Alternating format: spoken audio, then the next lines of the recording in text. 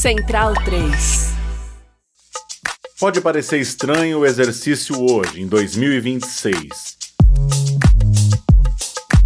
Pense no Brasil chegando numa Copa depois de 3 finais consecutivas. Pense também que isso significa que toda uma geração de torcedores não precisou nunca lidar com uma eliminação precoce e que fazer os 7 jogos da Copa parecia um fato dado, uma coisa prevista, normal. Isso aconteceu com uma geração de brasileiros que pegou as Copas de 94, 98 e 2002. E não foi só isso. Após 3 finais seguidas, ganhando 2, o time que estava montado para 2006 era um escândalo. Uma turma nova que não abria mão da anterior, uma mescla sedutora, forte, individual e coletivamente, cheio de vida e, talvez graças aos resultados das Copas anteriores, com liberdade para sorrir, brincar, tirar uma onda e o público vinha junto. A gente sabe como acabou, mas não precisa esquecer como era. E o auge desse Brasil foi vivido em Frankfurt, na Alemanha, em 29 de junho de 2005. Amarela Ouro é uma série de histórias da seleção brasileira de futebol em Copas do Mundo, semanalmente no seu tocador até o Mundial de 2026. Eu sou Paulo Júnior, o podcast é uma produção da Central 3, e esse é o episódio de número 10, o último dessa primeira temporada. O Sorriso de Frankfurt. A gente vai andar por cada vértice de um quadrado daqui a pouco, mas antes, lembrar de um problema da época. Ronaldo, fenômeno. Ele tá no quadrado mundialista, ele tá na lembrança de todo mundo, é o herói do pentacampeonato no Japão e sabia que tinha vaga garantida desde que andasse em linha reta. Ronaldo pediu dispensa da Copa América em 2004, pediu dispensa também da Copa das Confederações em 2005 e se mostrava meio cansado da temporada europeia, ainda que tenha sido artilheiro da Espanha em 2004, é bom lembrar, já que o corpo exigia descansos maiores, a idade mais avançada, mas o técnico Parreira, claro, não gostava daquilo. Parreira, então, deixou o fenômeno de fora, de partidas em que podia chamá-lo pelas eliminatórias. Assim, dava rodagem a outros caras, e sem o fenômeno ficaram 4 nomes de ataque na linha de frente da corrida pela Copa. Robinho da pé, Robinho, William vem por dentro, aquele direita fica, Landa, ele passa o pé na bola, pra lá, pra cá, pintou, limpou, é pênalti! E o Rogério assumiu o pênalti! Na hora que o Robinho passou o pé na bola, pra lá, pra cá, o Rogério passou-lhe o pé e levantou as mãos da cabeça! Um deles era Robinho, a canela fina das pedaladas de 2002, logo depois do Penta, um diamante para iniciar um novo ciclo, um tipo de drible de alegria que trazia qualquer debate para uma pureza idílica de brasilidade, aquela coisa de um futebol que não se ensina, de um dom que é só nosso, uma estética única, meio impertinente, frágil, indomável. E que, obviamente, aqui cabe também num aviso entre parênteses. Robinho passará a Copa do Mundo de 2026 preso, condenado por participação num estupro coletivo na Itália, em 2013.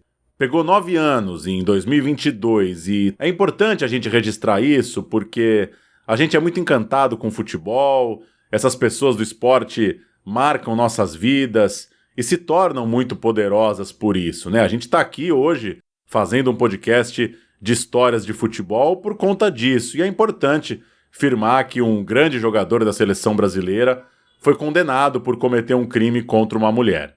O noticiário do futebol costuma esquecer isso, perdoar muito fácil, tratar esse contexto da masculinidade, do machismo como algo corriqueiro, e aí parece que é quase inevitável nesse ambiente tão masculino, porque de fato esses eventos são, infelizmente, bem constantes.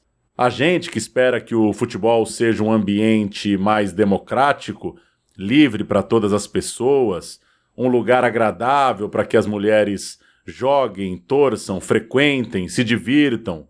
A gente que se preocupa em viver num mundo em que as pessoas não se sintam livres para cometer violências de gênero como essa, A gente precisa lembrar e combater isso, para que não se repita e para também que não seja naturalizado, tratado como algo comum.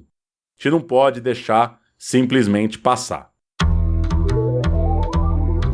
Bom, voltando ao começo do século, Robinho foi, desde o seu momento 1, um totem do que o brasileiro quer do futebol local.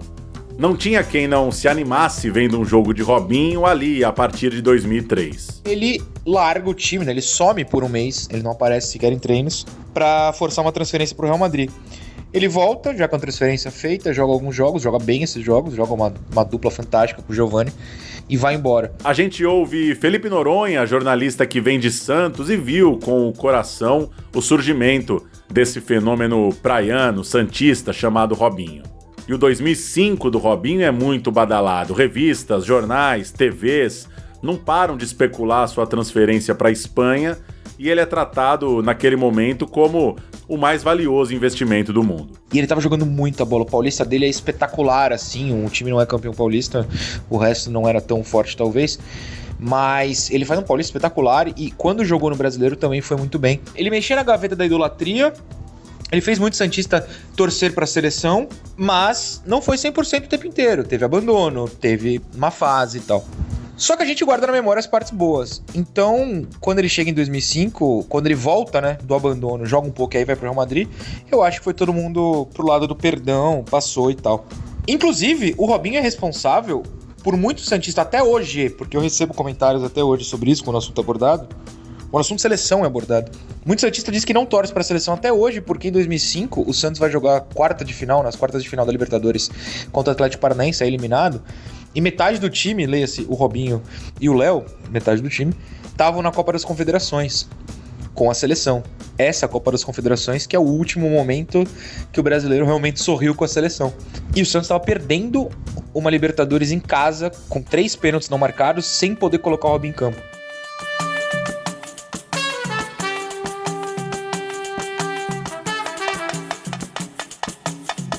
Outro nome era Kaká. Postura de príncipe, objetividade implacável, velocidade e controle de bola em perfeita harmonia, sempre a melhor tomada de decisão, bom no passe, no chute, no lançamento, na bola parada, pelo alto, tudo. O Kaká tem quase tudo que você espera de um craque e ele se colocava como um motor de arranque para ligar o meio-campo ao ataque. Kaká já era campeão, já tinha o Penta na estante e parecia mais experiente do que realmente era. Desde 2001, ele parecia melhorar mais a cada semana e mostrava esse perfil de trabalho sério, ética profissional, boas entrevistas. Era um barato ver o Kaká jogar. Outro nome é o Adriano, uma antítese que complementava os dois primeiros. Adriano era uma montanha de músculos, uma energia represada, muito pouco ou nada lapidado, uma força natural bruta misturada a uma personalidade bem peculiar. Às vezes você olhava e via uma criança presa num corpo de imperador, outras vezes parecia um imperador de fato, mas fora do seu lugar, do seu império, como se estivesse longe de sua gente, então um tanto impaciente, um futebol urgente, raivoso, um jogo de desabafo sempre. Adriano era o desafio maior do molde do futebol profissional e também, à sua maneira, um cara muito cativante. Ninguém viu um jogo do Adriano sem notar essa figura explosiva combinada com uma energia muito doce. E o quarto vértice desse quadrado? Bem, Ronaldinho. Gaúcho para se distinguir do fenômeno.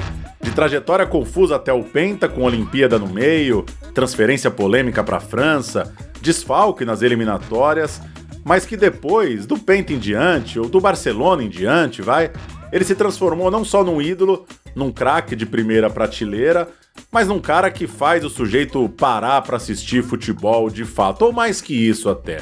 Dá para dizer que Ronaldinho se transformou num candidato a top 5 da história do futebol. E é por aí, sem exagero. Nos elogios que recebia diariamente, Ronaldinho emocionava a velha guarda com o mesmo calor com que arrebatava a criançada. Esses, os mais antigos, viam no bruxo um autêntico sucessor daquela cadeira de Garrincha. Mas agora com o futebol, claro, exibido em transmissões globais. Ele carregava um imaginário de um futebol que já se imaginava nunca mais reviver. Ronaldinho tinha essa energia irresistível, capaz de corromper o mais convicto adepto de um futebol sério, organizado, um jogo sem dancinha, sem sorriso desnecessário.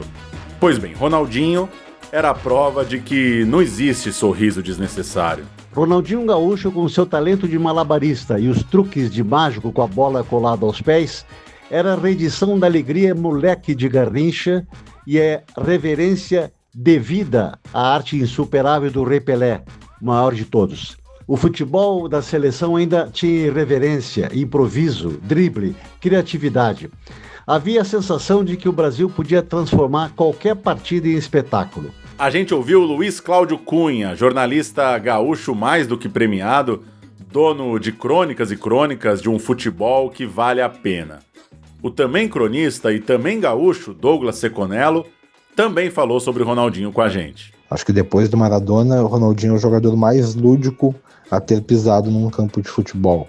Outros ganharam prêmios, outros tiveram uma carreira muito mais longeva, mas em termos de brilhantismo, nenhum que surgiu depois do Maradona se compara ao Ronaldinho Gaúcho no seu auge. E também, olhando em perspectiva, é muito legal que o Ronaldinho tenha representado esse futebol que se joga em Porto Alegre, que é um futebol obviamente brasileiro, mas que se encaixa no caso do Ronaldinho e de tantos outros mais nesse rótulo assim, expondo também uma questão de vir da periferia, na Vila Nova, onde ele se criou, nasceu na Restinga, depois se criou na Vila Nova, e mostrando esse futebol periférico que era jogado de uma forma muito mais espontânea, né? Muito mais a ver com o que a gente conhece como futebol arte.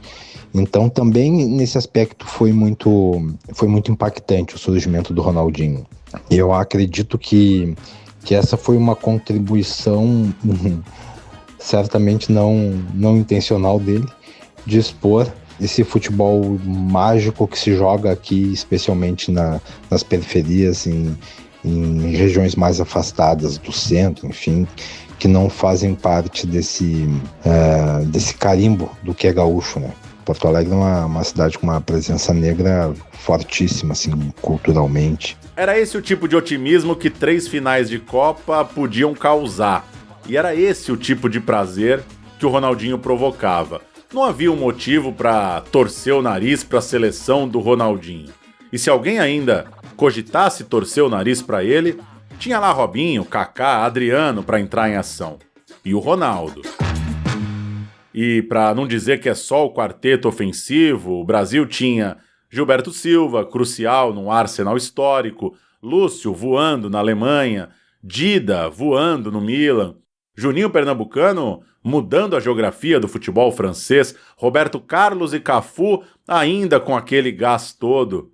E o próprio futebol de clubes do país respirando ar muito puro, porque a gente está falando de 2005 e 2006, e são os anos que tivemos campeões mundiais, São Paulo e depois o Inter. Vai terminar! Não tem mais nada para acontecer! O que vai acontecer agora é a maior festa de Porto Alegre! A tua festa, aquele Braga! Do teu povo, aquele Braga! Do povo colorado! O Mundial é colorado, querido! Que semestre inesquecível, Pedro! O maior semestre da história quase centenária do Internacional! Campeão da Libertadores da América e campeão do 48! mundo! Terminou, seu juiz! Terminou! Senhor Carlos Praces! Volte para Guatemala! Terminou! Campeão! Campeão! Inter! Inter! Inter! Inter! Inter! Campeão! Campeão! Campeão! Inter! Inter! Inter! Campeão! Campeão! Inter! Inter! Campeão! Inter! Inter! Campeão! Então tá tudo muito bom, a gente não falou nada de ruim, nem mesmo o técnico, o Carlos Alberto Parreira, que de alguma forma representava um futebol mais precavido, mais controlado. Ele também não conseguia ter algo diferente daquela energia do Brasil, vivia uma fase até mais leve, o Parreira. Mas assim como a gente está falando do espírito do tempo, do que a gente vivia antes da Copa de 2006, é justo fazer uma observação de 4 anos antes. Mesmo com o final de 94, com o final de 98, o ciclo do Penta foi caótico, todo mundo se lembra. O Brasil perdeu para Honduras, conviveu com CPI, teve risco real de não ir à Copa.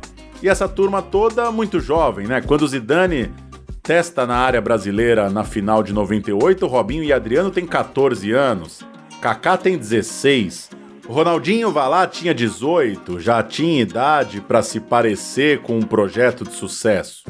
Então, no retrato anterior ao Penta, a percepção sobre o Brasil era outra. Dá para dizer, por causa disso, que essa alegria toda, ela estava também sendo inaugurada por uma nova safra que chegava depois do 5º título.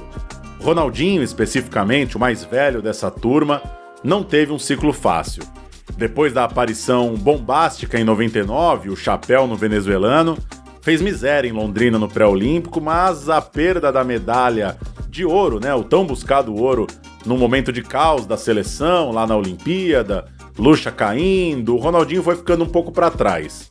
Passou 16 jogos seguidos fora do plantel, quase que toda a disputa das eliminatórias. Só foi aparecer na última rodada, já com o Felipão, ali tentando encontrar alguma solução para o time. Dá para dizer que o Ronaldinho foi então o último a chegar no ataque do Penta e também era o primeiro a se consolidar na campanha do que seria o Hexa em 2006. Mas outro sinal de que aquele período de alegria tem a assinatura desses personagens novos, e não só da era de finais e títulos, é que mesmo com um futebol muito bom, mesmo sendo campeão, o Brasil tinha motivo para se assustar com a Argentina. Essa sim estava também voando. A Argentina era o grande time da Copa de 2002. Chegou para ser campeã, se dava ao luxo de não ter, por exemplo, Riquelme, Palermo, que seria o maior artilheiro do Boca. Marcelo Bielsa, o técnico, tinha problemas com ambos, mas o time dele estava jogando bem. Para ajudar a Argentina, ganha o Mundial Sub-20 em 2001, jogando em casa, e vê um monte de jogador bom de bola surgir no caminho. O time da Copa tem Verón, Sorin, Crespo, Ortega, Batistuta, Simeone, Zanetti, é coisa séria. Além dos nomes, jogo fino coletivamente e em 2002 ninguém ia falar que o futuro seria brasileiro. É claro que o Penta equilibra a conversa, mas o futuro tinha mais pinta de ser argentino. Não foi. A Argentina nem passa de fase na Copa, perde para a Inglaterra, inclusive. Depois disso, perde o fio da meada. 2 anos depois, na Copa América no Peru, perde a final para o Brasil, gol do Adriano no final. E a Argentina tinha agora um Tevez, estava mais mordida, tinha um senso de urgência maior que o nosso, estava com aquela derrota para um time brasileiro alternativo, doendo muito. 47-20, placar de 1-2, a Argentina ganha, Brasil no ataque, Diego levanta, na grande área, passa, ficou na área, bola pro gol!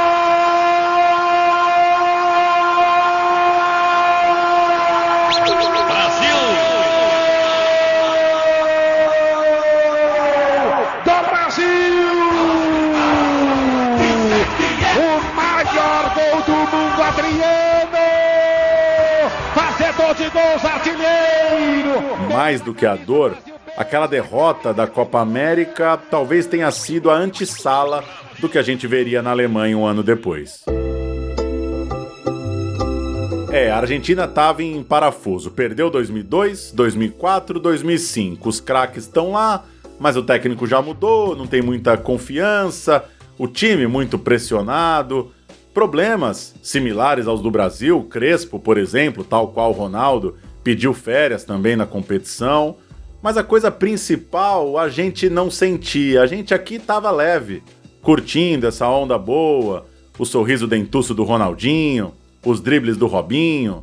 Na Argentina, esses nomes todos não estavam formando um time tão coeso, e a aparente melancolia do Riquelme era só uma das faces de uma Argentina pouco atraente em campo. A gente já vai chegar no dia do jogo, na final Brasil e Argentina, mas agora a gente olha para quem voou para Frankfurt a trabalho como jornalista e viu de perto aquela seleção. Procuramos, por exemplo, Júlio Gomes, que estava pela Rádio Bandeirantes. Explicamos que nossa pauta era sobre uma seleção que nos fez sorrir, e essa foi a primeira resposta dele. Mas e se o áudio contradisser a teoria de vocês? A gente queria justamente isso, Júlio. Então não foi uma cobertura de empolgação, foi uma cobertura, como tantas, como quase todas, de alguma contestação. E aquela Copa das Confederações de 2005, não é que ela estava sendo um voo de cruzeiro para a seleção brasileira. Era o Parreira de volta, lembrando que era a seleção campeã do mundo, era a seleção que tinha os melhores jogadores do mundo, isso já era muito nítido. Agora, era uma Copa das Confederações sem Cafu, Roberto Carlos e Ronaldo, em que você fala, mas né, quem é que vai aparecer, quem é que vai se destacar aqui? E o Brasil na primeira fase perde do México e empata com o Japão, leva um gol de empate do Japão no fim. Outro que estava na cobertura foi Paulo Cobos, pela Folha de São Paulo, e a gente perguntou o que ele viu. Eu acho que esse ciclo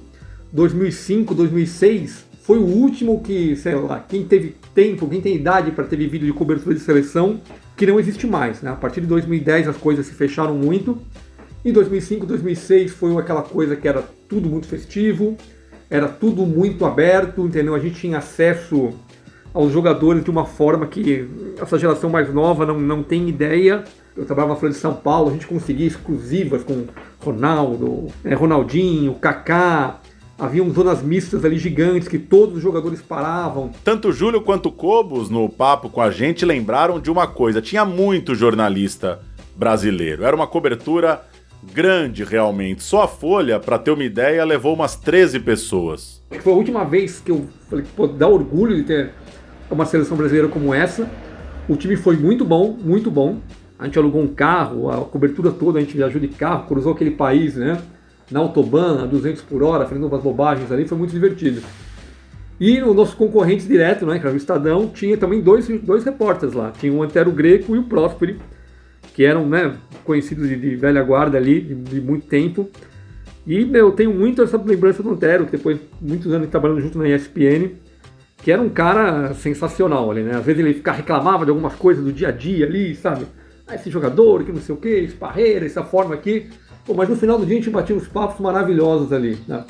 Então pessoalmente foi demais, foi uma cobertura alegre, mas eu acho que muito do fracasso de 2006 passa por esse mundo de 2005 que parecia muito bom, entendeu? Mas que não se colocaram limites depois. Levaram a mesma coisa para a Copa de 2006 e foi um fracasso total. Seguindo no jornalismo, vale olhar para o mês anterior, matéria do Lédio Carmona na Placar. Ele escreve sobre a primeira vez que o Ronaldo é vaiado no Brasil, sentindo que talvez o fenômeno está deixando de ser uma unanimidade. Tem o bom astral dos 4 na frente, tem a ausência do fenômeno na Copa América, algumas más atuações, estava dando uma esfriada a febre pelo Ronaldo. Mas também não só por isso, tem um lance meio prévia de Vegas 2006, que é uma certa vida pop do centroavante. Ele estava ali no casamento com Daniela Ciccarelli, sendo muito avaliado pela postura fora de campo, e essa matéria da Placar, inclusive houve um amigo do Ronaldo que prefere não se identificar e diz: ele tá vivendo num mundo paralelo. O contraste é que a capa da edição seguinte da revista é Kaká, o craque modelo. Uma diferença clara na forma como se podia olhar um e outro. –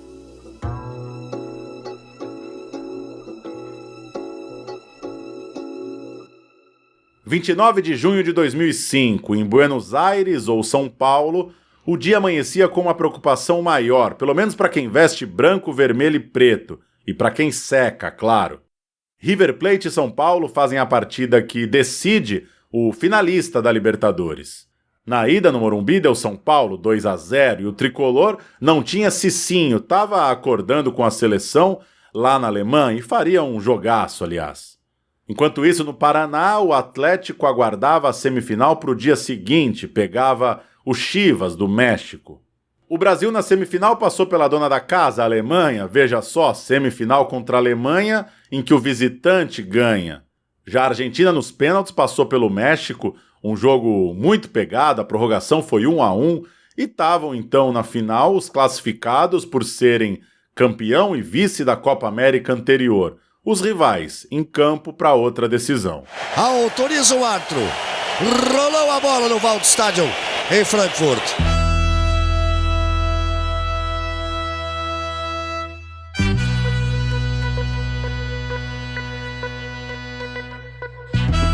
Dida, Cicinho, que desfalca o São Paulo na semifinal, Lúcio, Roque Júnior e Gilberto, Emerson, Zé Roberto e o quadrado mágico, Robinho com a 7, Kaká com a 8, Ronaldinho com a 10, Adriano com a 9. Parreira nem mexeu no time até os 41 do segundo tempo. No videocast Charla, o zagueiro Juan, que não estava na escalação, mas está no banco desse time, contou que o jogo começou bem antes do Galvão abrir microfone. Um dia antes, a gente faz reconhecimento do estádio, né? E a gente treina antes da Argentina. Então a gente treinou, estamos saindo para ir pro hotel. E a gente ia no ônibus sempre, pagode, batucada, todo mundo junto. E aí os ônibus se cruzaram. E como a gente estava fazendo pagode, não sei se eles acharam que a gente estava falando alguma coisa para eles, porque eles também têm essa tradição de ficar cantando. Os ônibus se cruzaram e um achou que o outro estava provocando. E começou a se xingar de dentro do ônibus das duas partes. bater no ônibus. Aí os caras falaram, amanhã... Amanhã segura, né? A jogada do primeiro gol foi assim. Lúcio rebate uma bola de canhota, quase na metade do campo, para a direita. A bola tá longe do Cicinho, mas ele alcança, consegue tocar de primeira antes do Placente chegar. E por dentro, o Adriano recebe já virando pro gol. Sorin tá atrasado, tenta alcançar o Imperador e aí ele dá 2 tapas. Um para sair do carrinho do Heinz, outro para abrir o placar. Posse de bola rápida, matadora, Brasil 1-0. Olha o Adriano, tem a chance, abre o espaço, bate pro gol, perna esquerda, gol! Aos 16 minutos do segundo, arremesso na direita, Cicinho cobra no campo de ataque e a bola vai passeando. Adriano, Kaká, Ronaldinho, Kaká, Adriano, Ronaldinho, Cicinho. Ele inverte lá para a esquerda, Robinho domina, ensaia driblar, toca para Kaká e caixa. Camisa 8 chuta no alto, golaço, 2-0. Domina Robinho, tocou no Kaká, abriu espaço, bateu pro gol! Gol! Ali naquele momento, torcer para a seleção brasileira é bem aquela ideia de carregar um tesouro da bola pelo mundo. O time preferido no Haiti, no Líbano, em Bangladesh. Uma seleção que faz sorrir e faz sonhar.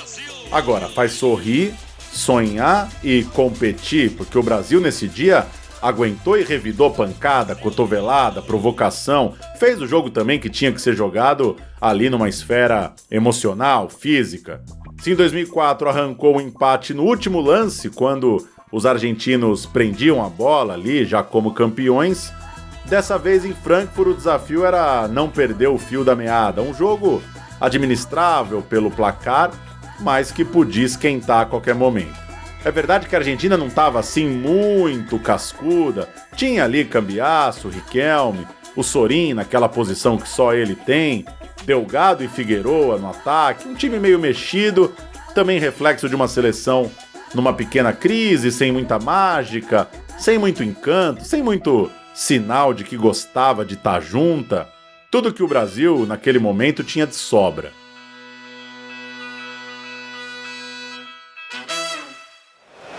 Amigo, olha só, furou uma parte do teto aqui. Alguém lembra disso? O estádio novinho em Frankfurt, recém-reformado para a Copa, o teto era de lona, estava chovendo muito forte e a lona furou. Abriu um buraco, virou meio que uma cachoeira, bem no escanteio ali do ataque do Brasil, uma memória perdida e pitoresca para quem viu aquele jogo. Além dos belos gols da seleção brasileira, destaque desse primeiro tempo, o teto retrátil aqui do estádio de Frankfurt. No início do jogo, quando a chuva começou a cair em Frankfurt, goteiras para lá, goteiras para cá. E aos 36 minutos do primeiro tempo, Milton Neves, abriu um rombo em uma das pontas, aqui uma das partes desse teto que cobre o gramado. E virou uma ducha, um chuveiro aqui. Intervalo. O Brasil tá tranquilo, o cenário tá pintado, porque a Argentina tá muito irritada, tá apelando e o Brasil tá dominando sem sustos. A gente ouviu o Júlio Gomes, que estava no estádio falando da cachoeira, e na Rádio Bandeirantes ele contou naquele momento o que achava do primeiro tempo. Muito bem, o melhor em campo para você até agora aí em Frankfurt, na Alemanha, meu caro Júlio Gomes. O melhor em campo para mim é Kaká.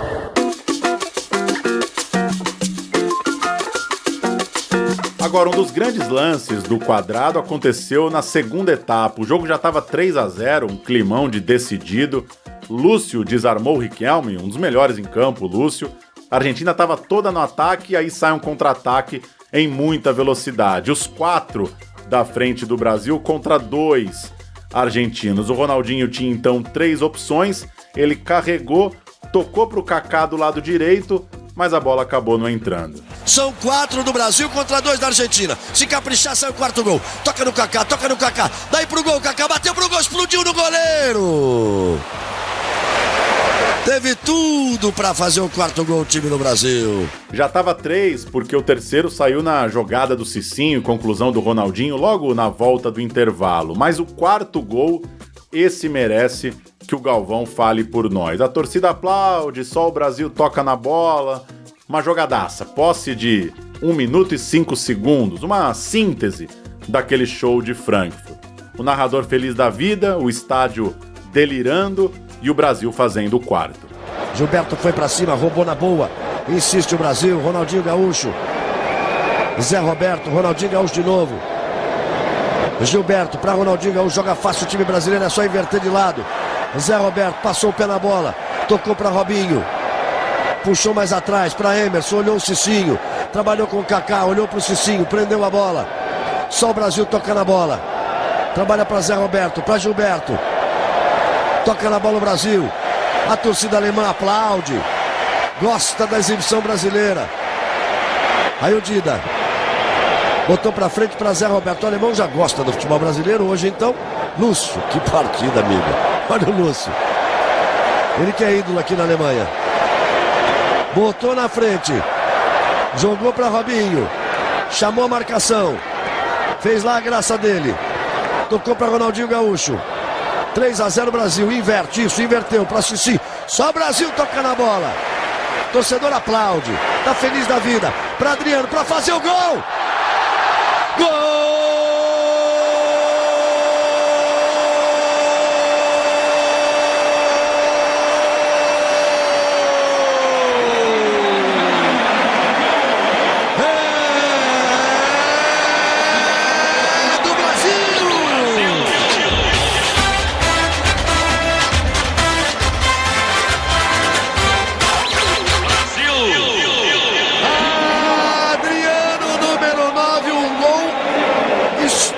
Dizer para a seleção brasileira.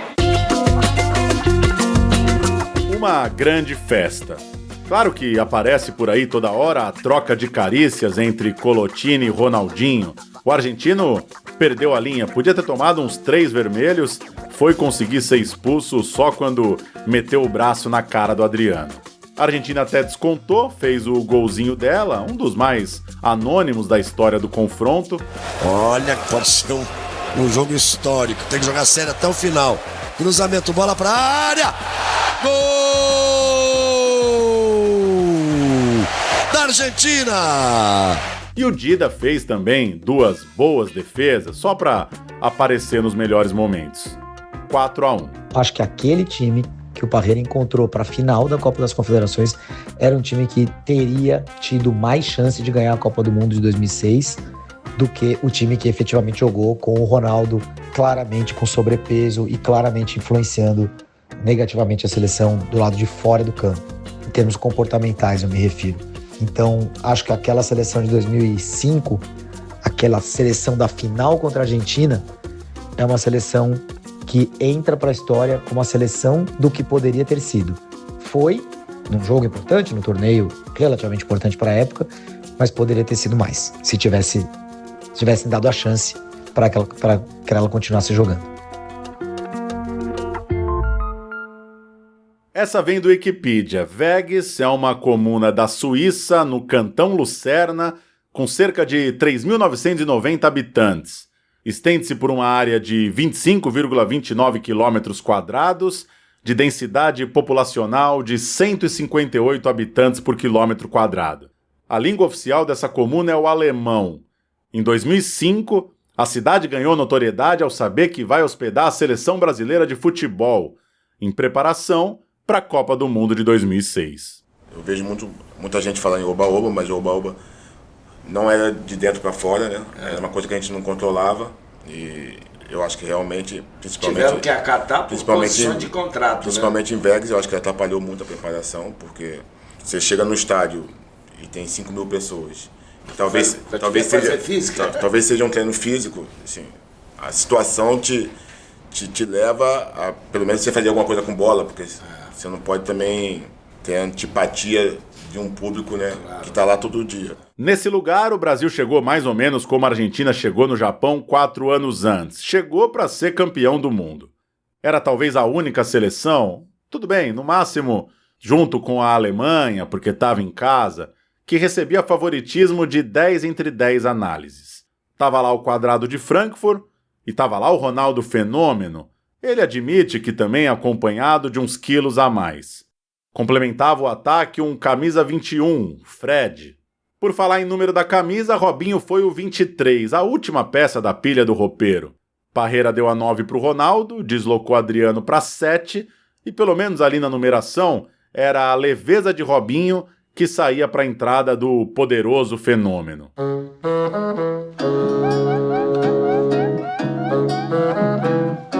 A gente sabe, no entanto, que Copa das Confederações não é o bastante, não aquieta um país. O Brasil até tem mais um lindo dia de quadrado mágico em Brasília, faz 5-0 no Chile, sem Ronaldinho, mas com Ronaldo, e o Parreira anda irritado sobre polêmicas de ter plagiado um livro, tá irritado com boatos de que a CBF interfere nas convocações, e sabe que no fundo, se dependesse do Ricardo Teixeira, o Luxemburgo, técnico do Real Madrid, voltava para a seleção. Para o Parreira, então, a Copa das Confederações foi meio que um alívio.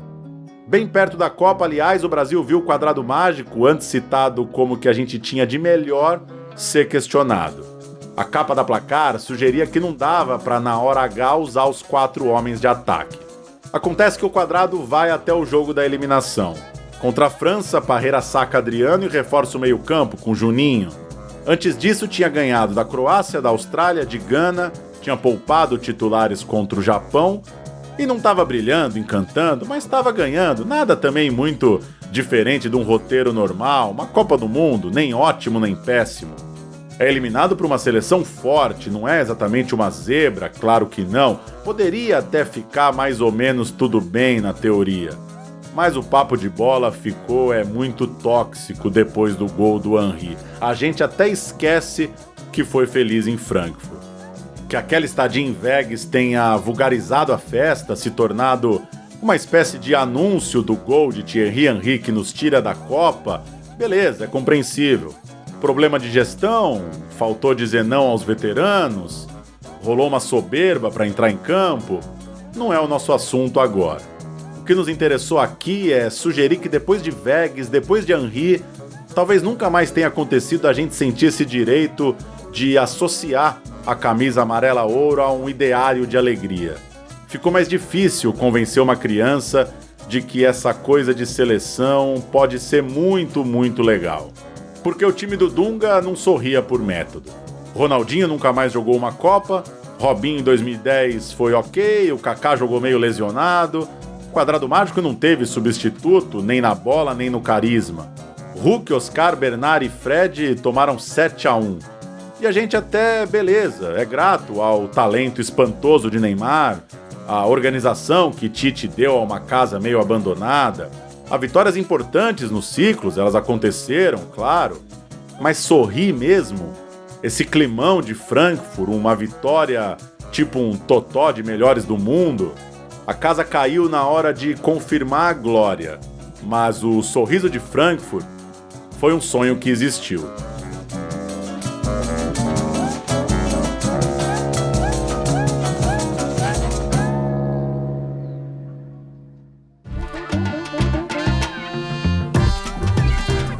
Esse episódio entrevistou os jornalistas Felipe Noronha, Luiz Cláudio Cunha, Douglas Seconello, Júlio Gomes e Paulo Cobos. Além de áudios de Rádio Jovem Pan, Rádio Gaúcha, Rádio Globo, TV Globo, Charla Podcast, Rádio Bandeirantes e Canal Zico. Essa temporada de Amarela Ouro, histórias da seleção em Copas do Mundo, teve Luan Alencar na edição, Mari Vantini e Thiago Rabelo na produção de entrevistas, Caio Belandi nas pesquisas e roteiros, Lyndon Johnson na direção de arte e Cirilo Dias nas redes sociais. Eu, Paulo Júnior, faço pesquisa, roteiro, locução e direção geral. Domênica Mendes é a gerente de operações e a produção executiva é de Rodrigo Borges. A Central 3 é uma empresa da F451 Media. Siga em @central3, tudo junto e por extenso. Obrigado por nos acompanhar nesses 10 episódios da primeira temporada, foi ótimo. E indique para sua rede, nos mantendo também bem avaliados no seu tocador. Boa Copa do Mundo e a gente se vê numa próxima. Até já!